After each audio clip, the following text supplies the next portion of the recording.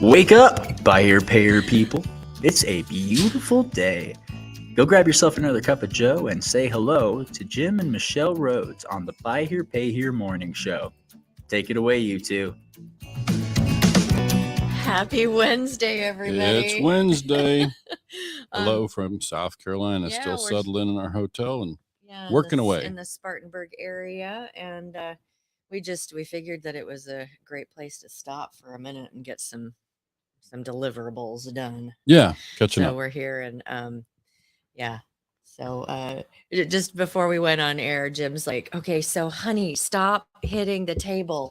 And because apparently there's a lot of background When she we do gestures. that, and so I'm gonna try. And I just noticed that we should probably mute ourselves as the music starts up because you can hear everything that's going on between the two of us.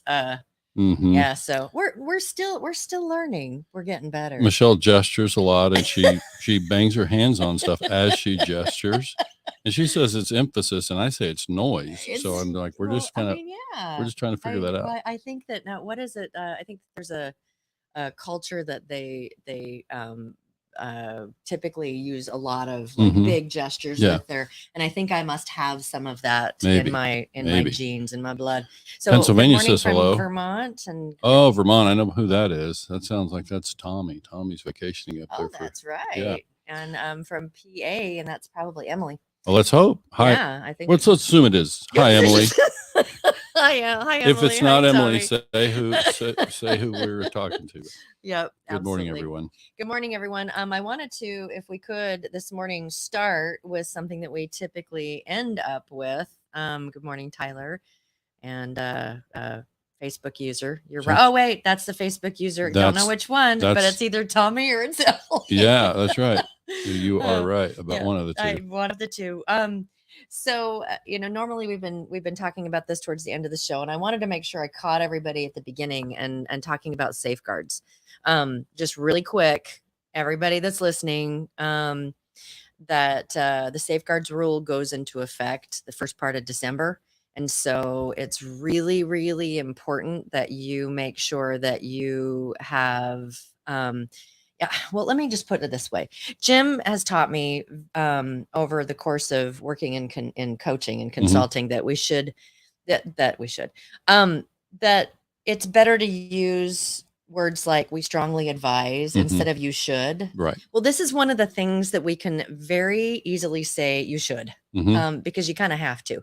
So the safeguards rule, there is certification that is needed by federal mandate, and that's coming in the first part of December. I think it's the 9th, and you must. Should I this is where I can get all these words Get out. that strong language out there. Go. That you must get the certification for your team and for one person that is going to be like the head of compliance for the safeguards rule. And so this is about how you keep your customers' data safe. And again, this is a must. Now, Texas has put together a education curriculum. It's an online module course that you can take at any time that you want to, day or night. And it is for the entire nation. And we just want to make sure that we've had a couple of people say, hey, is this just for Texas? Is this just something that's affecting Texas? It's like, no, this is everyone who is listening to us today that has buy here, pay here, or any of the used car, whatever, that kind of stuff. Anyone that uses that holds on to data, this is something that is required by the federal government that you do. So Texas dealereducation.com, great place to go for you to get that taken care of. So that's my plug. Good. Nice. I got to plug myself. We know we have Emily listening in, and next Wednesday we will see Emily in Quakertown, Pennsylvania. She's delightful. She's going to be part of let's call it our studio audience. It's a virtual broadcast. We will not have canned laughter. We will not have canned clapping. But we'll have a real audience there, a small audience of local dealers and And so Tommy's invited a number of people in. We've invited a couple of people in. Emily's making the short drive over from her home to be part of the audience. So we look forward to seeing her. We have a handful of dealers. It looks like we've got most of the audience is going to be comprised of past presidents. Right. From of Marietta, which is that's the state association that represents several states up there in the Northeast.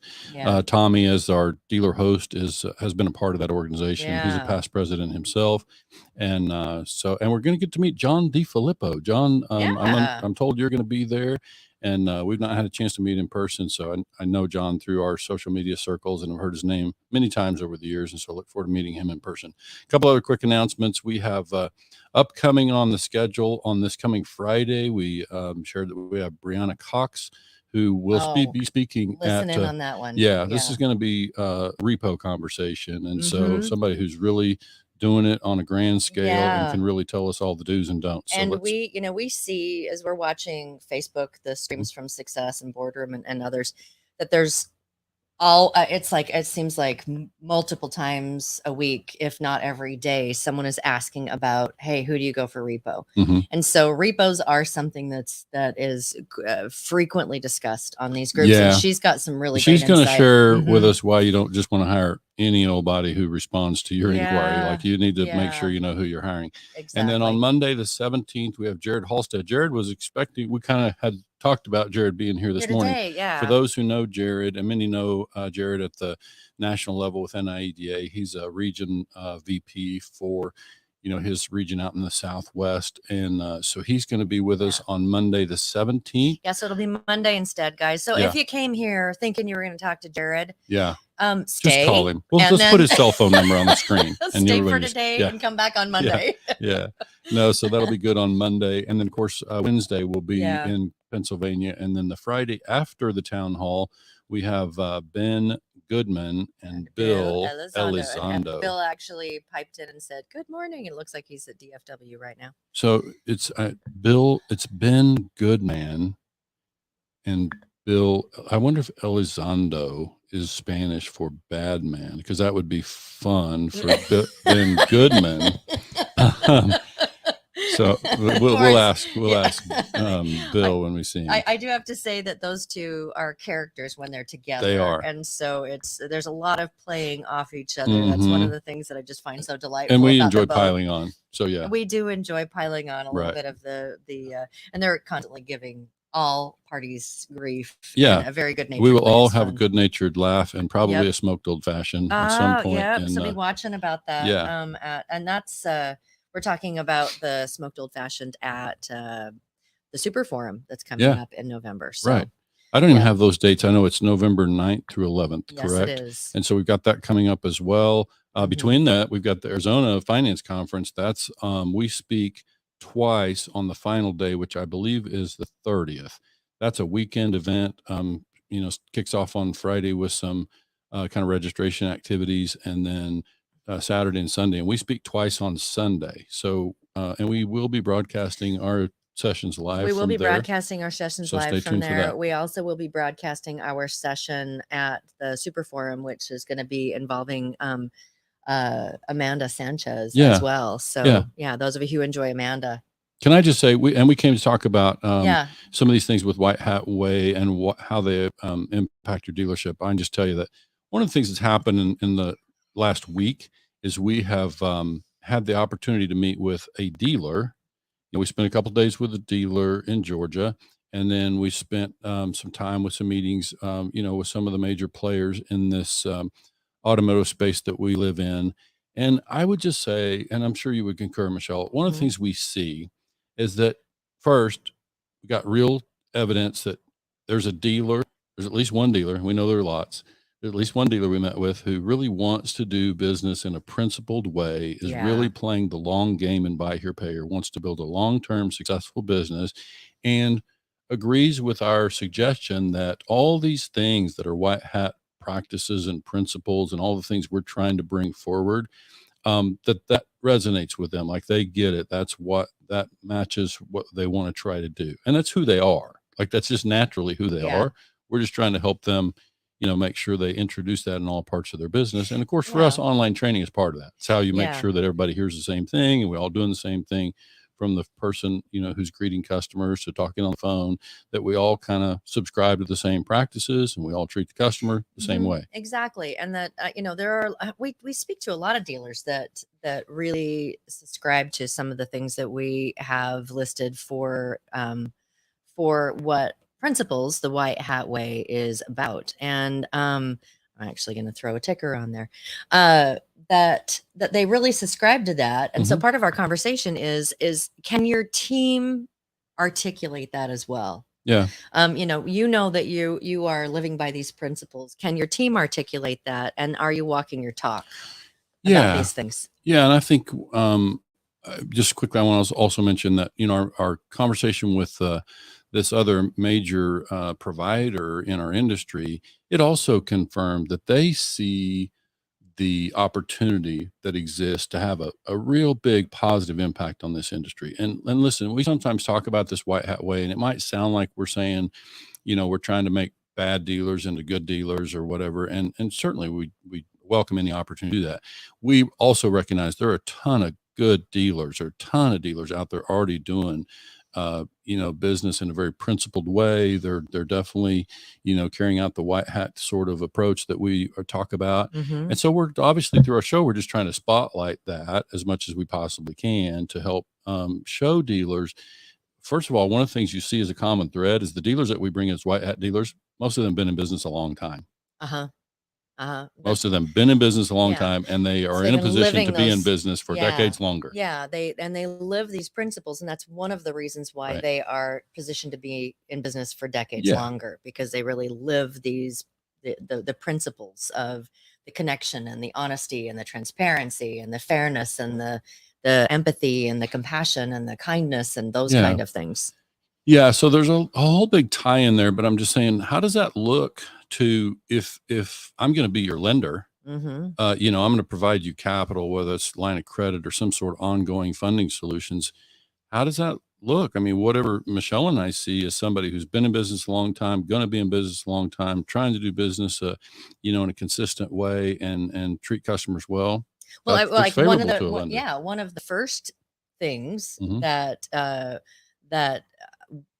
that comes to mind for me is the consistency part. And so it's really being clear about how, what are the rails that your customer and that your team work within, and being very consistent about those. And so consistency that's a big thing with White Hat Way. It's like the people that work with you either as your customer, or people that work with you as your team, or people that work with you as a vendor or a capital provider or whatever, that they know that you walk your talk, that you're doing the things and that you're very consistent about what it is that you do. Yeah. And we didn't necessarily set out to do this today, but I would just say that one of the things we talked about is that I look forward to kind of being the,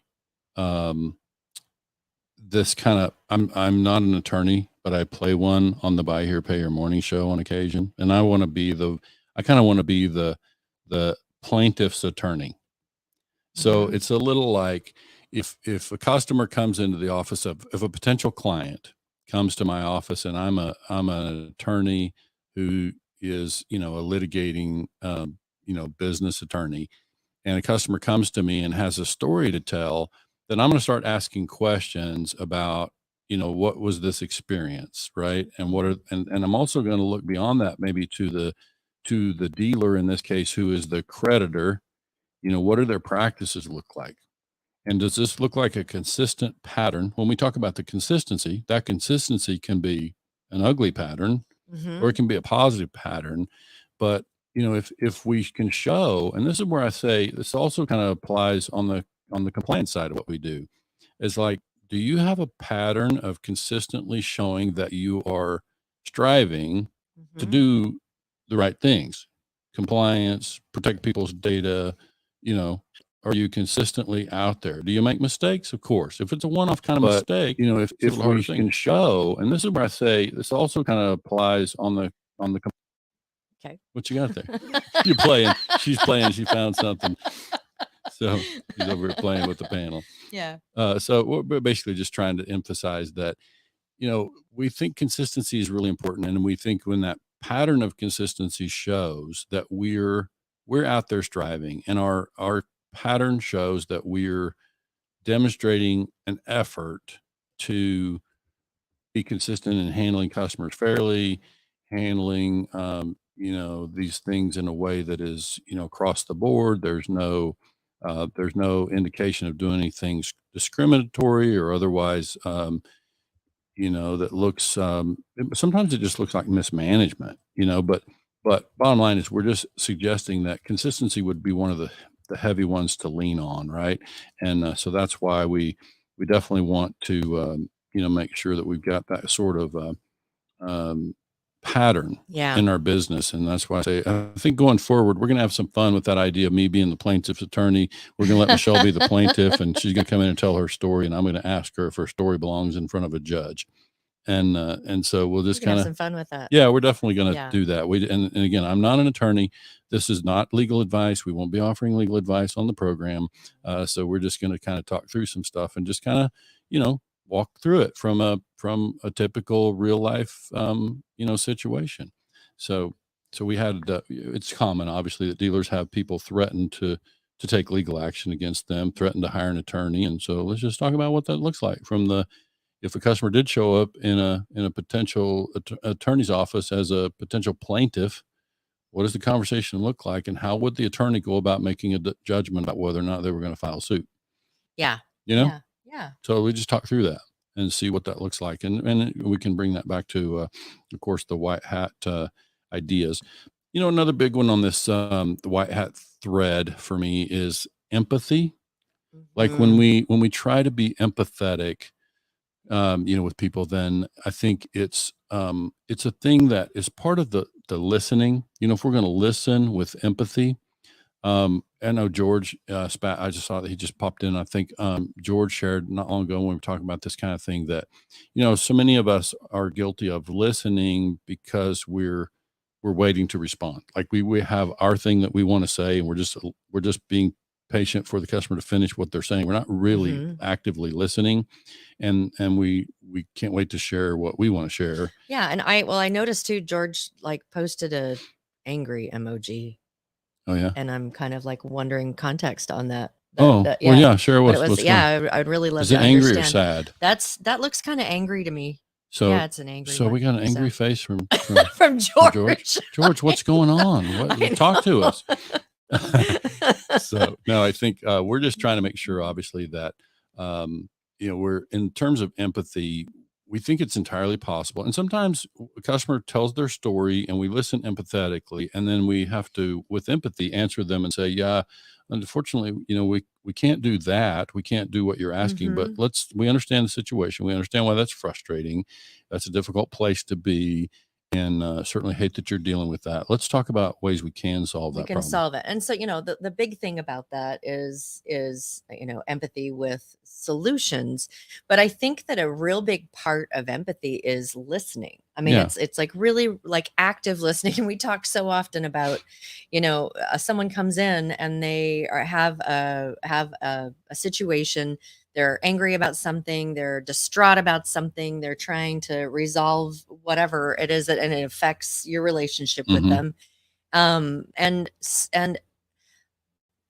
we see so often that just the act of sitting them down and letting them talk, right, letting them express all of the stuff, and it's just and without the listener interjecting anything other than, oh, I see. Or is there any, can you tell me more about that? Right. And that it's an active listening, that so often just the act of active listening resolves whatever it was that was the problem. Well, if they don't feel like that they've been heard, whoever it is that's the unhappy, side of the situation, if they don't feel like they've been heard, then they're going to have a hard time, accepting any, offer to resolve so it. how do you, we see, and we've talked to dealers where they've, they got someone in the office that is just like unhappy. Yeah. And as a dealer principal, they're unhappy and they're, for whatever reason, and they're, it's obvious that there's some level of like, they're really, really frustrated. A lot of times people when they're super frustrated about something, it comes out, it's unhappy, and it's because they feel like they have no options, no solutions. You're not offering a solution that works. Right. And so what does that look like? And so there's two things I want you to, if you would, Jim, kind of talk about is, one is, how you would physically handle that situation. Sure. And then, two, does that mean that you give away the farm No. as a solution? So yeah, go ahead and. Yeah, and I would say somebody who's done what I've done a long time, I've been a dealer myself, I would say the first thing to think about with that is if this is happening regularly, like if we're seeing customers in the office upset or on the phone upset and loud, let's recognize if we're seeing that regularly, that's an indication of breakdown elsewhere. Like we shouldn't be having customers get to the place of being angry and loud very often. I mean, so if avoidable. That's happening, then that's something that you should Yeah. We strongly suggest. She's learning. That we strongly suggest that you're looking about how you're communicating, these principles. If you've got people that are upset frequently, then let's take a real close look at these principles. Because I don't, as much as I'm willing to sit with a customer and listen to their long version of the story, I don't want to have to be doing that regularly. Like if I'm the manager or dealer and I see that happening regularly, then let's go identify the source of that and let's try to get to the root of that and solve. We're not looking at band-aids. We're looking at root causes. That's and then, there's still going to be those situations, but if you've got the root cause taken care of and you've got a difficult situation in the office, how would you handle that? No, I'm just going to listen. I mean, the first thing I want to do is have them have a seat. Okay. Tell me what happened. Tell me, kind of go back and share with me what happened. When did this go wrong? And so I'm going to listen and I'm going to have them tell the whole story until they feel like they've shared every part of the story that they want to share. And then I'm probably going to ask them, so talk to me about, like, I can't promise that I will do it, but just share with me, what would be the best possible outcome for you? Like, what would you like to see happen? What would make you happy? And I think it's also important to understand that as I'm listening to this customer and as I'm starting to share with them whatever I'm going to share, I'm bringing this 10-year approach. I'm bringing this 10-year attitude to whatever we're going to talk about. And what I mean by that, I've got some old videos out there on YouTube that talk about this 10-year approach, where I'm really saying in any situation when we meet with a customer, if I anticipate that when we're successful in resolving whatever the situation is that we're faced with today, when I'm successful in resolving that, the customer could be with me for 10 more years, referring friends and family and be with me for a long time. So I'm treating it like it's a hiccup in a very long relationship. And so I'm going to listen with that expectation and I'm not going to rush through it. I know I've talked to people who, so maybe it's just a matter of patience. And sometimes people impatiently listen and they think, I can't be here with you for 30 minutes listening to your story. I've got other work to do. And I'm saying this customer could be with us for 10 more years. What could be more important than listening to the rest of this story? Like it's kind of goes back to that thing about we're investing, and this happens a lot on the collection side, right? It's like, what more could be important than us spending the necessary time to resolve this thing in most permanent way? Like you say, you don't like Band-Aids. I'm always looking, because I'm thinking 10-year approach, I'm looking, what is the most permanent resolution? Sometimes that's an expensive solution. Obviously, as a dealer, we're trying to find more affordable solutions and not always end up at the expensive place. I think I shared on an episode recently that we always try in kind of working management and training management, we're trying to get those issues to be resolved before they get to the dealer's desk, because my experience is that too many dealers solve problems with checkbooks. And so they end up writing checks, and to solve a problem. So it becomes a financial thing when it gets to the dealer's desk. And we would like to find other ways, because often there's another way to satisfy the customer and get them happy. So, can we always say yes? I remember a fun conversation we had with our dealer friend, Russell Moore, a very successful long-term dealer out in Texas. And he's got a great approach, great customer attitude. And of course, he uses reinsurance program as a way to say yes to the customer too. And this is really in the context of mechanical things. Typically, sometimes it's not mechanical, but the idea is to try to be in a position to give a quick yes to a customer to get them happy.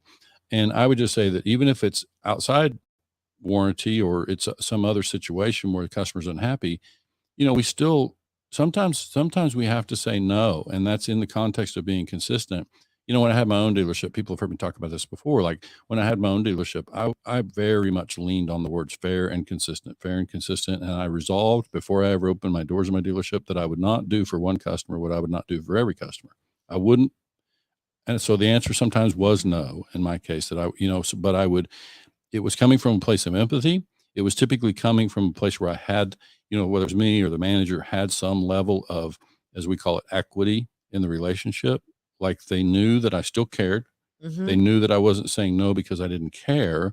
It was more about, I have to be consistent in my business. And I said no to a customer on the same matter once before, and we got it worked out a different way. And I expect to do the same thing here.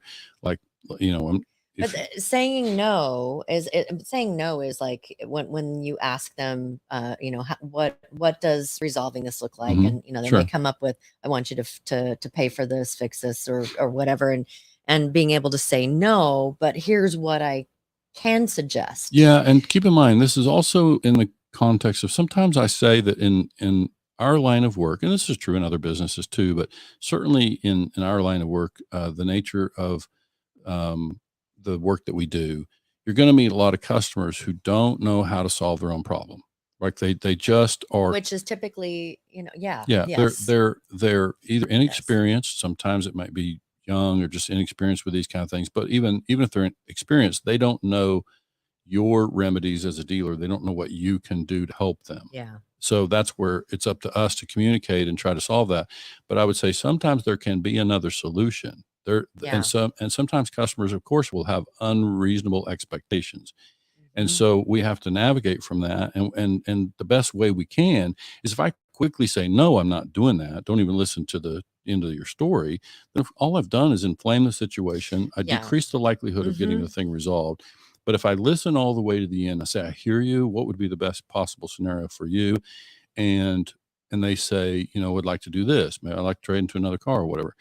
And I can come back and say, you guys have done business with us for a long time, and I appreciate you. And I expect you're going to do business with us for another 10 years. And so what I don't want to do is trade. Can we talk about some other solutions? And so it's like, I can still get there, and I can get there better when I have consistency and I have some equity built up in that relationship. So our friend Tommy, he says he's in the car business, CAR. We'll have to ask him where he said before. And I can't remember where he picked up this expression, but CAR stands for create a relationship.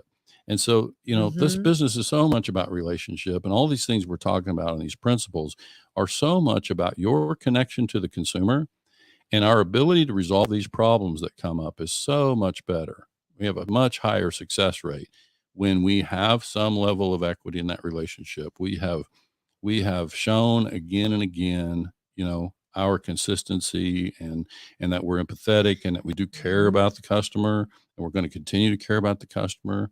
So this is part of how I think we're better able to solve those problems. And, I think that the big takeaway from today's show with White Hat Way in action is active, empathetic listening skills. Yeah. And one of the, I just want to bring in something that Jim and I were having a conversation, not about this. We're having a conversation the other night about someone being angry about whatever a situation, that we had someone that we work with is saying, I'm really feeling angry right now.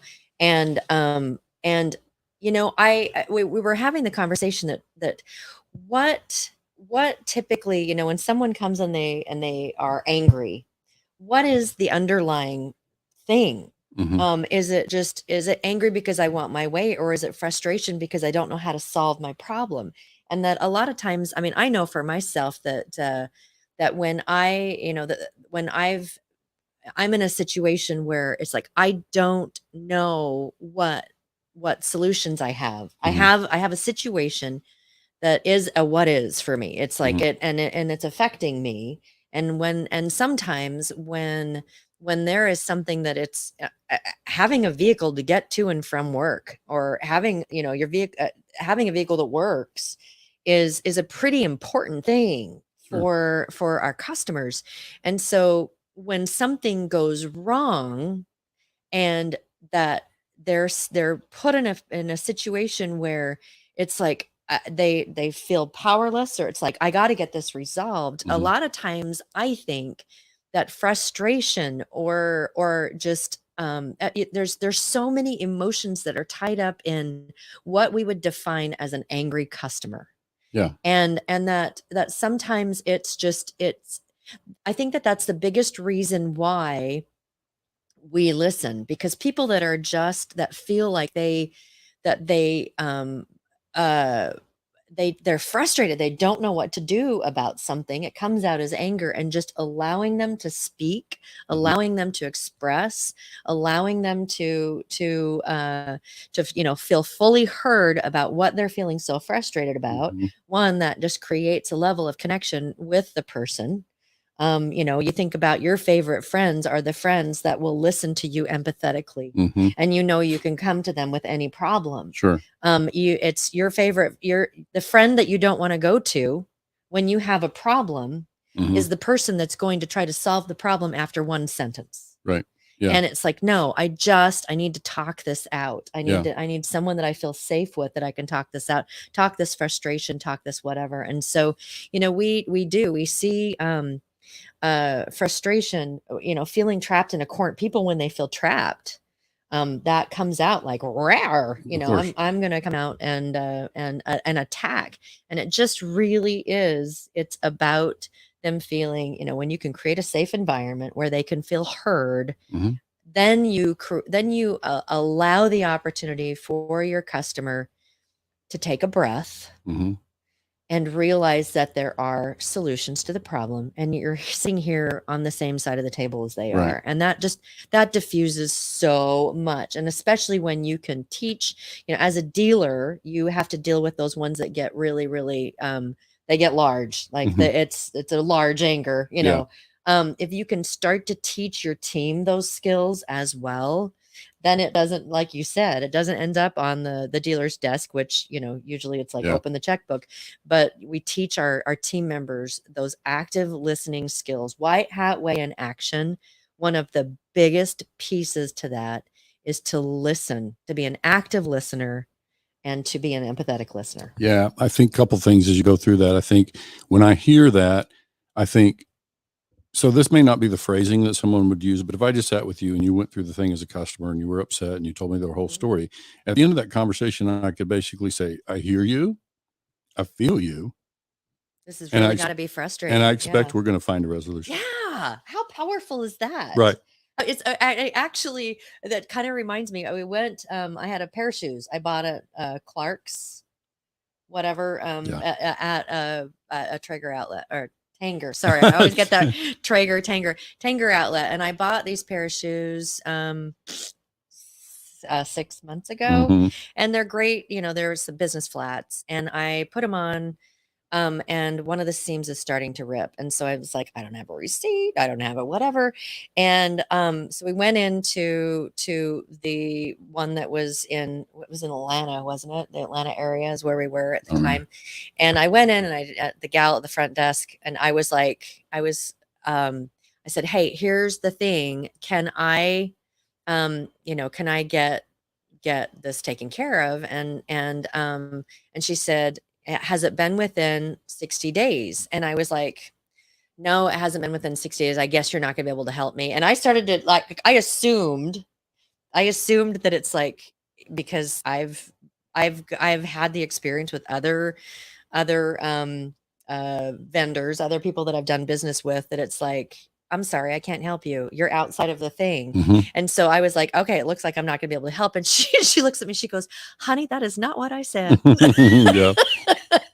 And she's like, let me finish before you just, honey, that's not what I said. And we just had a delightful conversation, but how she handled that, there was, I was kind of like frustrated, and I took past experience, and I realized I'm usually a pretty typical level person, and I didn't like yell or anything, but I was like, okay, it looks like you're not gonna be able to help me, because that's been my past experience, and that she won a customer for life from me. Yeah, that's good. She really did. She really did a great job. Yeah, she did a really, and that brand won a customer for life for me. Right.